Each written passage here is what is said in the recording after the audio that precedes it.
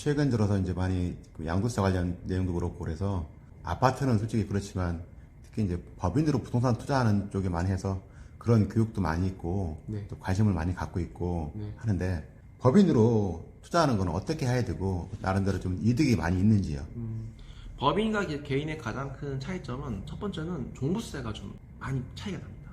개인은 세율이 낮은 편이에요. 지금 많이 또 바뀌었지만 0.3, 3.3 이렇게 굉장히 낮은 편이고 법인은 7.2%입니다. 농어촌 특별세까지 포함하면.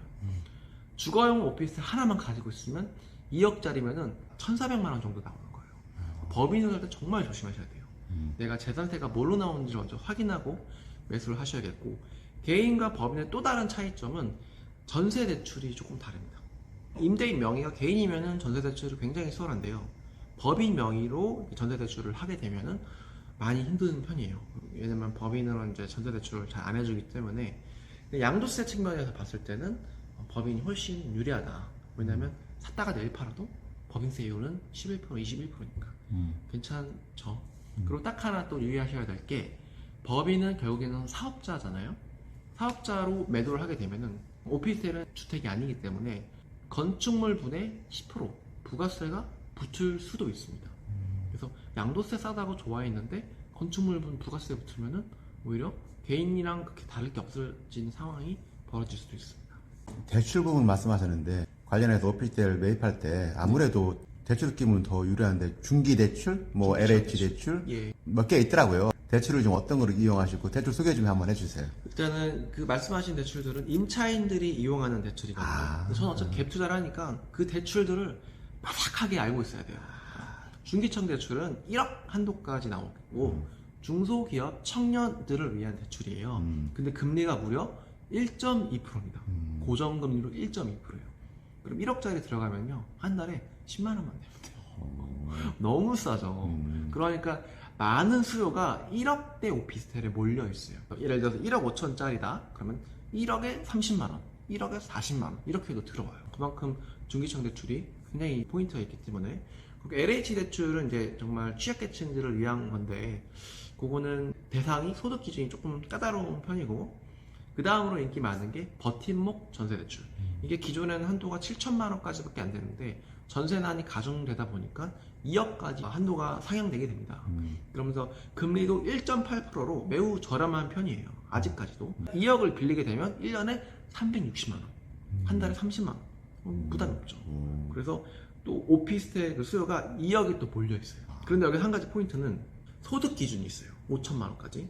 그러면 우리가 대기업이 많은 곳에 투자를 하면요 그 소득 기준에 벗어나는 거예요. 근데 마곡이라든가 구로, 가산 디지털 관련된 중소기업들이 많잖아요. 거기 근로자들은 소득 5천만 원 미만이기 때문에 또 그런 대출을 이용할 수 있으니까 업무 지구마다 그런 성격들도 잘 알고 투자를 하셔야겠습니다. 아까 중기 대출은 중소기업만 되는 거죠? 중소기업 재직 청년. 그러니까 대기업 많은 데 가면 안 나오는 거죠. 그리고 아까 말한 그 2억 부분은 또 마찬가지로 5천만 원 이하. 예, 그건 이제 직장은 상관없지만 2억 이하.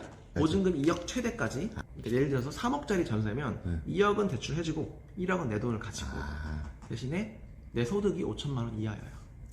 또 우리 정 대표님께서는 오피스텔로 네. 다양한 사업을 한다는데 또 어떤 사업을 할 수 있다는 겁니까? 일단은 오피스텔은 이제 기본적으로 주거용이라고 생각을 하지만 업무 시설이에요. 동시에 여기 내가 사업자 등록을 하고 사무실로도 쓸 수 있는 거고 여러 가지 사업을 할 수 있습니다.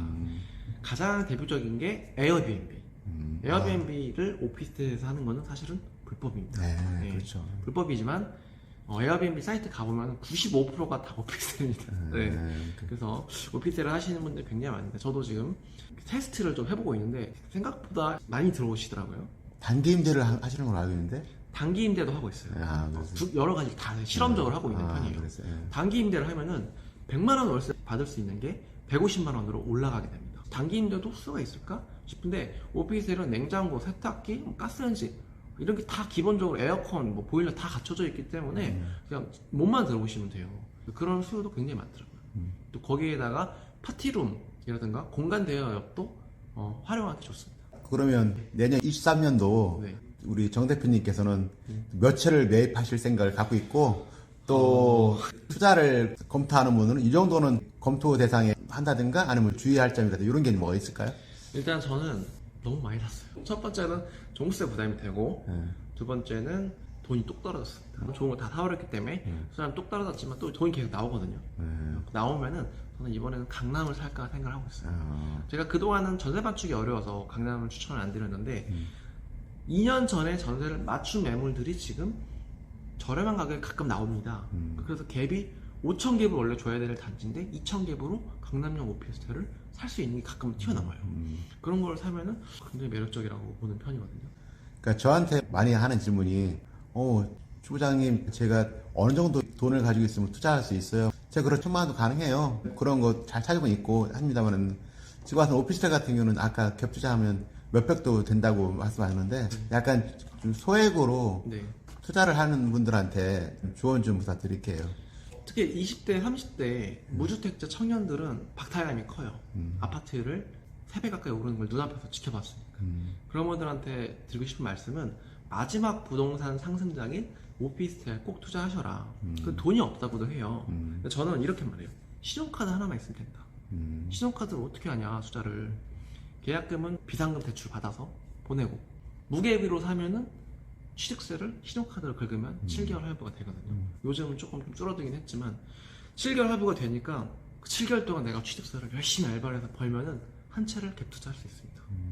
돈이 없는 청년들도 지금 할 수 있는 유일한 자본 투자가 오피스텔입니다. 그러니까 이번 기회를 놓치지 않으셨으면 좋겠어요. 정말 마지막 불꽃이거든요. 앞으로 4년간, 5년간 계속 오를 겁니다. 그러니까 청약을 기다리는 분들은 오피스텔은 청약과 상관없는 거죠? 정확합니다. 많은 분들이 걱정하시는 게 청약을 해야 되는데 오피스텔 어떠냐. 제가 한국부동산원인가요? 청약 담당할 때가 한국감정원, 옛날 한국감정원은 물어봤어요. 그랬더니 청약은 상관없다. 그리고 임대주택에 살면서 무주택자 지위를 유지하고 싶으신 분들 계시잖아요. 그런 분들이 오피스텔 사도 여전히 임대주택에 거주를 하실 수가 있어요. 그러면 무주택자 지위를 유지하면서 유일하게 부동산 투자를 소액을 할 수 있는 게 오피스텔입니다. 대전에서 지금 이제 강의하러 이제 좀 이따 바로 가시는 것 같은데, 네. 거기 이제 뭐 2030 이런 분들이 이제 강의를 많이 듣는 것 같은데, 주로 어떤 분들이 강의를 들으세요? 저 같은 사람이 많아요. 젊으신 분들이 많고, 나이 지긋하신 분들도 오시고, 다양해요, 오피스텔. 근데 대체로 이제 제 채널이 젊어서 그런지 몰라도 젊은 분들이 절반, 그 다음에 이제 40대, 50대 분들이 절반. 알겠습니다. 바로 또 강남으로 강의하러 가셔야 되는데, 네네네. 이렇게 시간 내셔서 이렇게 오셔가지고 인터뷰 응해주셔서 감사드립니다. 네. 예. 최근에 금리댐이라든가 뭐 아파트도 그렇고 상가도 그렇고 많이 투자할 데가 없다는 얘기를 많이 하시고 하시는데, 네. 오피스텔 부분 투자를 많이 하고 계시는 건 어떻게 보면 역발상 투자라고 할 수 있는데, 제가 봤을 때는 추부야 TV를 시청하는 분들은 판단은 알아서 하시는데, 여기도 보시고 우리 사다리 TV도 한번 들어가 보시고요. 추부야도 구독 좀 해주시고요. 사다리 TV도 구독도 해주시고요. 네. 많은 정보 채취해서 남들보다 뒤처지지 않은 재테크 하시기 바랍니다. 이상 우리 정철민 대표님하고 인터뷰했습니다. 네. 예, 감사합니다. 감사합니다. 네. 네.